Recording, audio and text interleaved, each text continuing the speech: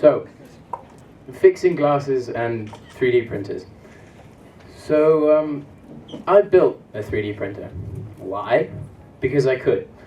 And I'll show you why, or how in a second, but really the main driver for me was the fact that I kept breaking my glasses so often that every time I took them down to the optician finally said, you know what, why don't I just give you a membership card, because you're wasting so much money here anyway. And he and I chuckled, and then I decided, well, instead of wasting all this time and energy into going down to this optician and wasting his time as well, he started to get very irritated with me, why don't I just make something that could make my glasses? And in the end, that's what I did. And after researching, I settled on building a 3D printer. And now, we had a personal project to do as an NYP5 student. And for me, this was the perfect guise for it. So this all started with a school project, but I'll get to that in a second. So 3D printing, what is it? 3D printing is the technology that allows us to create complex 3D physical designs from a computer-generated model.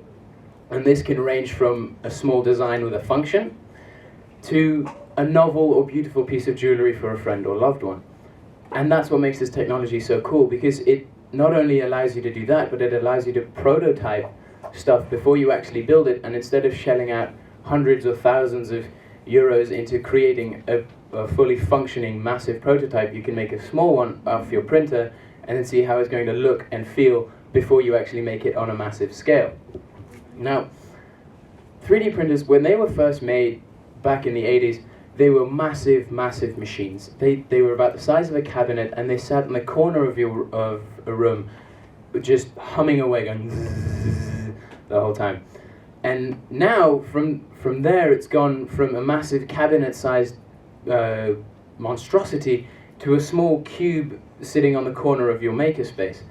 And that's what makes it so cool, because the smaller it is, the more compact it is. It's easier to store, it's easier to transport, but it still has the exact same capabilities as the big cabinet-sized ones. And when they first came out, the technology was really shrouded in mystery, in this sort of feeling of space-age technology, like, ooh, only universities and very rich firms can afford it because no one knows exactly how it works. And that's really how it happened in the beginning. And slowly but slowly, the technology became released, and people saw how actually it was quite simple. But in the beginning, the printers were really, really expensive. And I mean, they were so expensive, they ranged from thousands and thousands of euros onwards that only universities and companies could afford them. So most people sat there thinking, yeah, it's cool, but I can't do anything with it, so why bother? And now the price has been driven down by the fact that the components are readily available, to the point where anyone could buy one if they were willing to shell out 300 euros. But for me, that was still too expensive.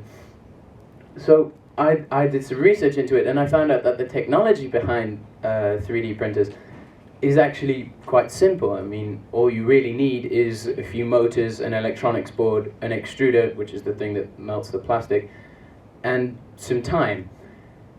And so I sat there thinking, well, this doesn't seem so hard. Why don't I give it a shot? And that's what I did. And it became so simple that after my research, I found out that even an average high schooler like me could do it.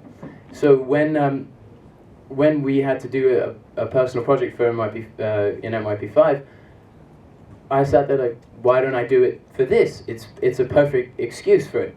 And I sat there and I decided, well, okay, I'll do it for this. And the personal project became a thing that I hid behind as an excuse to actually build this printer. And while I was building it, I decided to think about what could possibly come from just making, not just from making it, but what I could make afterwards with it. And I realized that with 3D modeling design softwares and slicer softwares, so design softwares like 123D Design or Tinkercad, and slicer softwares like Cura, you can actually just design something, put it into this software, kick your feet up on the table, and just hit print on your computer screen. and that was astounding to me, and that was really, really cool. So, and with that, I decided, well, I'm almost done with my printer. Why don't I design some glasses? And I did, and the model's there, but it's still really, really unrefined. But I'm still a beginner at it anyway.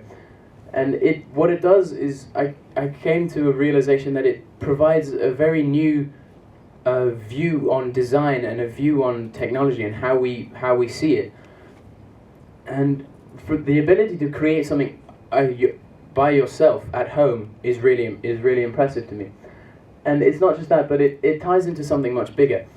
The possibilities coming from 3D printing are endless. For instance, let's say, I mean, some of you here have broken an arm at one point, right? And you know how when you got a cast, it took ages, it was long, it was arduous, and putting the plaster on felt weird and nasty. And only afterwards did you realize that this cast was heavy, it was cumbersome, it stinks like crazy, and it itches like hell, and you can't swim with it, or you can't shower with it because you have to douse it in plastic.